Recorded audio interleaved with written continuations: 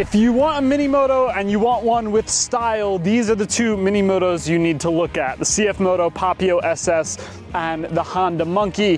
One with a legendary name that's been around for a long time, it's pretty proven, and one brand new bike. Pretty different styling. Both have retro style, but in a different sort of way. And in this video, Kase and I are gonna go through all the details of both, show you exactly what's different, take them both for a ride, and help you decide which one of these sweet looking mini motos will be best in your garage. Of course, the newcomer between these two is this CFMoto Papio SS. This is a fairly recent bike and even a fairly recent company. This particular model from them retails for around $3,450, including freight. And CFMoto is a Chinese company. They've been making motorcycles for a little while now. They even work a bit with KTM.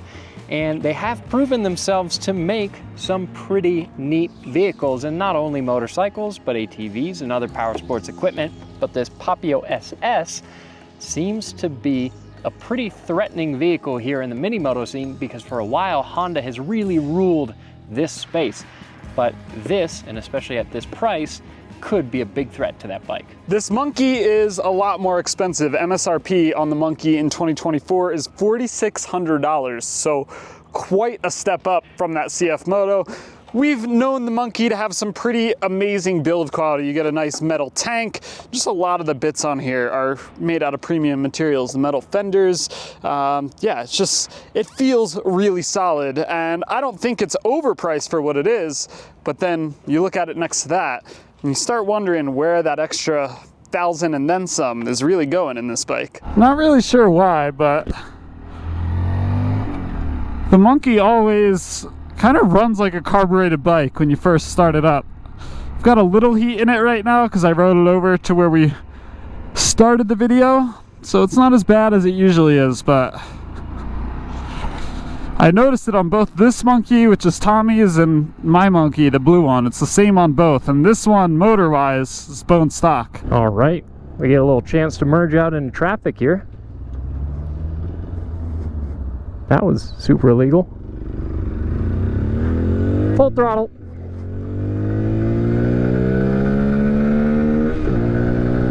It does have a little shift light, which is kind of cool. Powering this CFMoto is a 126cc single-cylinder air-cooled engine. So this is very common for bikes in this category. Makes about 9.4 horsepower, they say. It does have a 6-speed transmission, which is really nice to have in a bike this size. It's pretty unusual. And it weighs around 251 pounds, so it's still a pretty light bike. I kind of want to see if I can pick this one up. I've picked up Alex's Monkey before. Let's see, really get my back into it. Just gotta find a good place to grab onto it. If I can grab it. Bearing? Try the turn signal. Yeah, the turn signal should be load bearing. I wish there was a better spot to grab it from. Yeah! Look at that. Ugh. It's kind of awkward to pick up. Pretty similar setup over here on the Monkey. This is a 124cc single, also air-cooled, and it makes 9.3 horsepower. So power numbers are basically identical. Weight on this guy is 231 pounds. It holds 1.5 gallons of fuel. But the one advantage that CFMoto has, at least in my eyes, is the 6-speed transmission. This Monkey has a 4-speed because it's a little older. The newer Monkeys will come with a 5-speed, but you can't get a Monkey or a Grom or anything like that with a 6-speed like the CFMoto is offering. And the Monkey does have a 1.5 gallon tank, while this Papio SS has a 1.9 gallon tank. So decently bigger tank here in the Papio. But it is worth noting about power figures that the Monkey makes its peak horsepower about 1,500 RPM sooner than the Papio does. And it's also got about 1 more pound-feet of torque, pound-foot of torque, I guess. That one's got about 8, this one's got about 7, and it makes its peak torque 1,000 RPM sooner than the Papio. So this bike is going to feel a lot quicker off the punch, off the line. This bike is definitely not super fast. I don't think anyone is going to be surprised to hear that. It's not what most people are buying bikes in this category for, obviously. But the Monkey feels quicker just because it has that extra punch of torque and it hits its peak numbers at lower RPM. So it just feels more responsive than this. You definitely have to wring out the Papio a little bit to get the speed out of it. And it's not really like it ever takes off. So this bike does feel a little more high-strung than the Honda.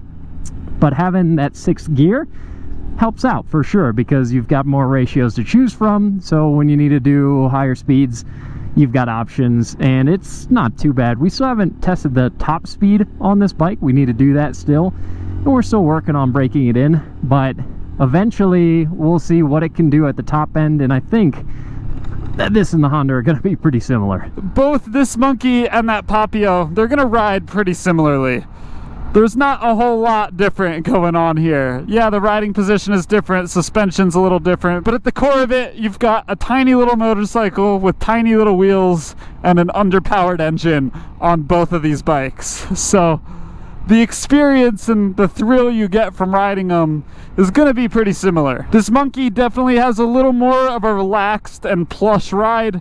That's due to the riding position. My feet aren't up as high, and a lot of it comes down to the seat. The seat on the Honda Monkey is probably the softest motorcycle seat I've ever interacted with or plopped my butt on, and you get a lot of extra suspension out of having all that foam in the seat. I also wouldn't describe this Papio as being as comfortable of a motorcycle because these bars are lower, but overall it's not too bad, and the suspension is not too bad either. It's about as comfortable as you would expect a bike on 12-inch wheels to be, which is to say it's never going to be fantastic. It's never going to ride like a big Harley or something, but it's decent enough. It's not hurting my back, that's for sure. This definitely feels just a little more relaxed, a little more plush. And it looks that way too. Really, the main difference in these bikes for me is the style. Do you want the retro, true old school bike? Or do you want the sort of modern retro sport bike look? That's kind of the main differentiating factor on these. One thing I can say on the plus side for either of these motorcycles is that they're both really easy to ride. So if you're looking at one of these for a starter bike, then fantastic, you're in great luck, because all the controls are super light, super easy. These motorcycles are very intuitive, they're not complicated, so you're gonna have a super easy time with them. And if you're an experienced rider and you're looking for something to have fun with, either of these motorcycles is also going to be a blast to have around, because they get really good fuel economy, they're very lightweight, you don't have to worry about goofing around on them. You can pretty easily push yourself a bit on one of these bikes without it getting too risky. And we've got a corner coming up here, nothing too crazy, and we are still scrubbing in these tires too, but it's still a fun enough bike to cruise around corners. Because it's so light, it always feels very manageable. You'd be hard-pressed to get into a situation on either one of these motorcycles that would make you feel sketchy. This is such a fun little bike to push around though.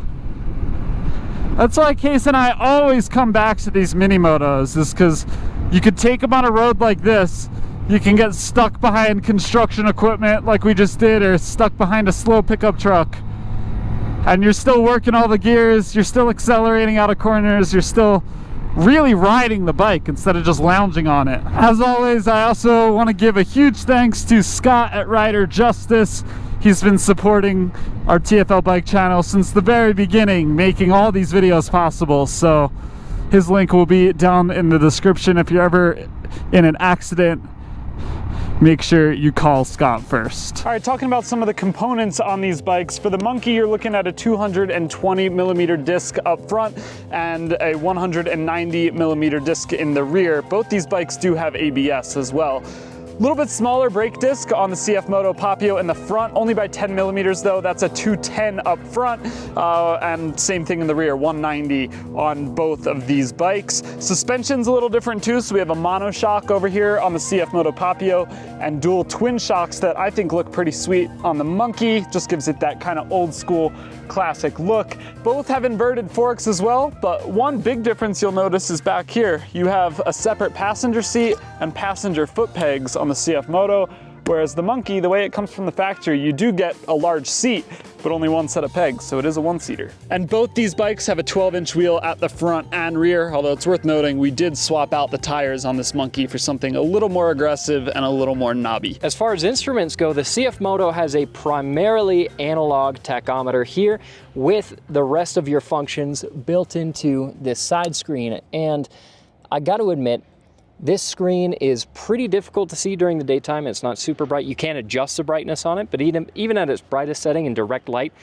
a little hard to see, but you have some nice things. You've got your speed, of course, your fuel, but you have a gear position indicator. That's always nice to have, and you can cycle through a few different options for trip A, trip B, voltage meter, and that's your LED brightness setting. It's at 5, which is the most, and there's the total miles. So it's a pretty basic setup, pretty simple, just a small round dial. Moving over to the Monkey, similar, you'd also get a small round dial with a few different functions that you can flip through, but this one is all digital. Also not the easiest thing to see during the daytime, I got to admit, but you've got your fuel here at the top, you have your speedo, and I don't think that this one gives you a gear position indicator, does it? No, it does not. Yeah, so you've got, of course, your dummy light for neutral there, but no gear position indicator on this bike. And then this bike does have LED headlights, but as far as lighting goes, it's hard to beat the CFMoto because the headlights on this bike are really cool. Another cool thing that you're not going to be able to see during the day, but at night, these buttons are actually backlit. So yeah, it's going to be really hard to see it. But your different switches here are all backlit, so even at night, it'll be easy to see what they're doing. Kase, I think that both these displays are hard to see. That's not much better. No. I don't really think it's any better. Now I want to get on both these bikes and kind of show you what they look like, because even though the seat height is about the same at 30.5 inches, the riding position is pretty different. So I'll put my leg up on the peg here. Definitely more of an aggressive position where you're a little leaned over and kind of, you know, convinces you that you need to get down a little bit and just be in a sportier position. The Monkey doesn't do that. Like I said, both these seat heights are right around 30 inches. But the bars come up nice and high on this, and you're basically straight upright. There is nothing about this riding position that is telling you you need to lean into the bike. You're pretty upright. You want to do a drag race back that way? That's what I was going to say. I was going to see if you want to wait for traffic to pass, pull out, and see how they do. Let's do it. We could do like a little rolling start. Yeah. Take the launch out of it. All right. Pop the clutch a little bit, lost my grip. Oh, he definitely takes off better. It's that extra torque. And yeah, this has got more punch for sure. And when you can see how much earlier he gets on the power. And again, I'm not ringing this thing all the way out. I'm leaving him in the dust. Not sure that that has a whole lot to do with anything else but weight. Alex is also a good 30-40 pounds lighter than me though. And this bike is 20 pounds heavier. While it is true that you and that bike are both lighter than me or this bike, I think that Honda just has it's got that extra bit of torque, and its peak numbers are lower in the RPM range. So even if I were on that bike, I think it would still pull away. I was just saying, I think we should swap bikes, because that's heavier and you're heavier, so. Yeah, let's give it a gander. Oh wow. Immediately the riding position is so different. Yeah, when you get on them back to back, you can really tell. Yeah. Oh, my pegs are in a different spot. My bars are different. Oh, it's a little closer. Oh, it's more similar now. Oh, wow, okay. Am I that heavy? And that right there just shows you how much weight really matters in racing, especially when you're on a little tiny mini moto. You know, it doesn't look like it, but I'm about 175, so I weigh a decent amount more than Alex does. So the Monkey is definitely quicker because we were side by side for a little while, even with my dense ass on this thing. This feels a lot different to ride, and you can see so much less of the bike in front of you just because you're kind of more on top of it. The bike's a little more under you instead of out in front of you. So really all I'm looking at is road right now. I really got to look down if I want to see my instrumentation. Both of them look real good though. One thing that is similar between both these bikes is that they're always fun. I've never had a bad time riding around on a mini moto. Both of these are fantastic bikes. They're both built really well. They both ride really well. They're both plenty of fun. I would say pick the one you like the look of better, but this one's so much less expensive. Unless you're dying for the look over there, this one's probably the better value. Another one of the funnest things about bikes like these is customizing them, and there's a huge aftermarket community that makes parts, especially for the ground, but also for the Monkey. There are a lot of aftermarket parts that you can make for these bikes. Case in point, actually, Alex has a heavily modified Monkey. It's cammed, it's got a different pipe, it's got different controls, it's got different handlebars, it's got all kinds of stuff, which is really cool. This Papio SS doesn't have as big of aftermarket support, but there are some pretty cool factory accessories that you can get for it. The most interesting of which is a screen that you can actually put into this panel on the side of the bike, and that little screen will display different things like a heart or an emoji or some different stuff, which is kind of fun. It's interesting, definitely not something I've seen on another bike. And between these two, you know, as far as build quality and overall feel goes, you might have to hand it to the Honda just because there's more metal on it, and metal has a nice feel to it, but the fit and finish on this CFMoto Papio is really good. And if you're not looking for a bike specifically that's made out of metal and you don't mind something that has plastic bodywork like a lot of modern motorcycles do, then this Papio SS feels pretty nice to the touch. So they're both really good bikes. The CFMoto is less expensive, but both of these bikes are relatively affordable, and I would say that you should pick between these two bikes based on which one you like the styling and especially the riding position of better, because in most other ways, they're pretty comparable. What do you think, Alex? I think I want to make you pick a winner, and then I'm going to tell you what my winner is, but let's be a little definitive here, Kase. Yeah, it's such a tough call because I like the riding position on the Monkey better, but I like the looks of this Papio SS better, and especially with this new CFMoto Papio SS that we've been seeing pictures of, purely because I wouldn't really be buying either of these bikes for their practicality necessarily, more just to have fun on. I might go with that funky Papio SS, that new one. I'm the same exact way. Gotta go with the Papio. These are all over the road. People have seen them. Maybe I'll get tired of this at some point, but I've had one of these in my garage for a number of years. Yeah. And yeah, I love this bike. I love the Monkey, but if I were buying a new mini moto this year, it would definitely be this Papio over here. And that is saying something, because like you just said, you actually own a Monkey, so it's not like you aren't a huge fan of the Monkey, and I am too. We love these Honda mini moto bikes, but this is something new and interesting that I think has piqued both Alex and I's interest, which is why we're pretty excited about this bike. You know what I was thinking about yesterday about my Monkey?